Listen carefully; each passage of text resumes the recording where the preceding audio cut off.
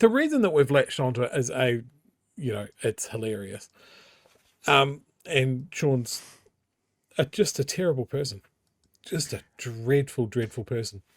Can I just say one thing? Sorry, I just want one thing because I'm just bouncing off what you've said. Keep your thought, because my wife looked at me today and she basically said, "Are you enjoying this a bit much?" And I'm like, "Yeah, probably."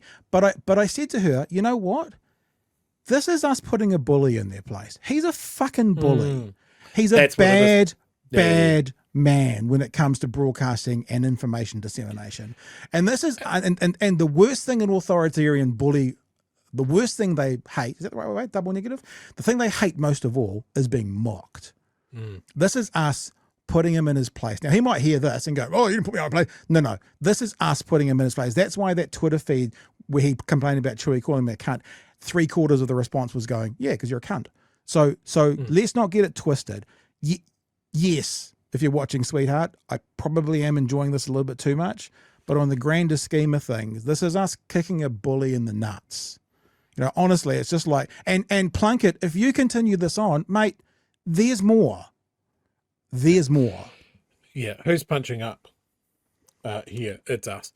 Well, we might be punching down. Who knows, really? On RNZ's website, the Media Watch post that they did yesterday, I believe, covered it off really well. 2019. BSA sent out a letter to broadcasters.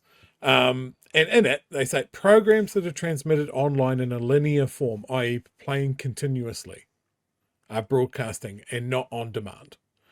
So we don't broadcast continuously. Correct. Couple of hours every night. Programs that are live streamed by a company over the internet for reception by the general public in New Zealand fall within the definition of a broadcast. Examples that they cited at the time were music channel Edge TV and subscription service Spark Sport, but the platform, which launched in 2021, would also meet those definitions. Yep. At the time, the BSA says the Act does not apply to content provided purely on demand. User-generated content placed on platforms like YouTube or Facebook could not be considered broadcasting, subject to their oversight, and neither would podcasts available for download online. Like that seems really clear to me.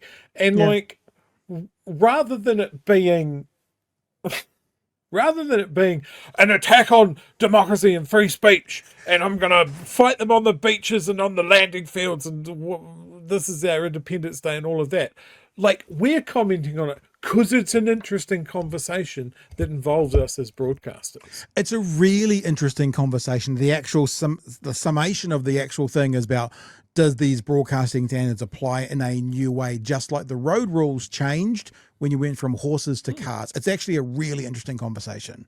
Remember, we said last thing, two things can be true.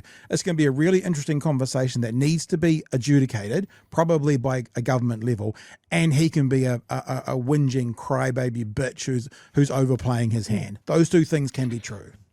And let's be really clear here, because when I trained in broadcasting and radio, one of the things that had recently happened is someone lodged a BSA complaint against Mikey Havoc and Newsboy.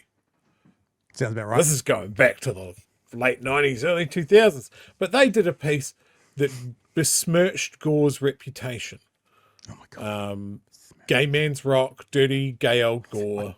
I remember that.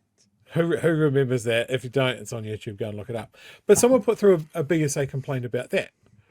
And basically the response came back.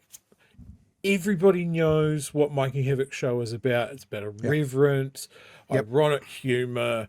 It's crass. You don't accidentally stumble into this. And in the time slot that it was on, people know what they're going to get. And this is why, as Pat has mentioned, The Rock might be able to get away with more shit talking, different language, being irreverent than a different outlet would. So our running jokes with Oliver, I look, if there's a legitimate complaint in there, we'll take them. I've seen the complaint that's come in, the one complaint that came in. The thing that's best about that is they watched that episode so closely. So we got another view out of it, and they watched it so closely. And they said things like, I'm not going to highlight it. They said things like, talked about there being a genocide with no evidence. It's not balanced. And it's like, okay, thank you. Yeah. And again, what has crushed me about that is it's actually about Emily and Magenta, not us. Yeah, so we're not going hard enough on the Israelis, who are definitely doing a great big obvious genocide. Oh gosh, Apparently I should cite my sources. Yeah. I think the sources for that are the dead bodies under the rubble still to this day, I think, and the killing of everything green. So nothing can grow there. There's two sources to cite. So here's what I would like. Just glad wrap it. Here's what I would like. I would like an honest conversation. If you're someone who's here tonight because of Plunkett and you want to have a crack, this will be a highlight tomorrow. It'll be on YouTube as a highlight. Play this to some of your platform friends and find the holes in our argument. I mean, yeah, we've been a bit crass and a bit rude and a bit dirty and a bit smutty, and sure, but the actual substance of what we've said, tell us our holes. That sounds a bit rude. Oh, tell us where we're not wrong. like that. No, neither do I. I went back. I tuned into Big Hairy News at 10:25 p.m. on Monday, and they were talking about their holes.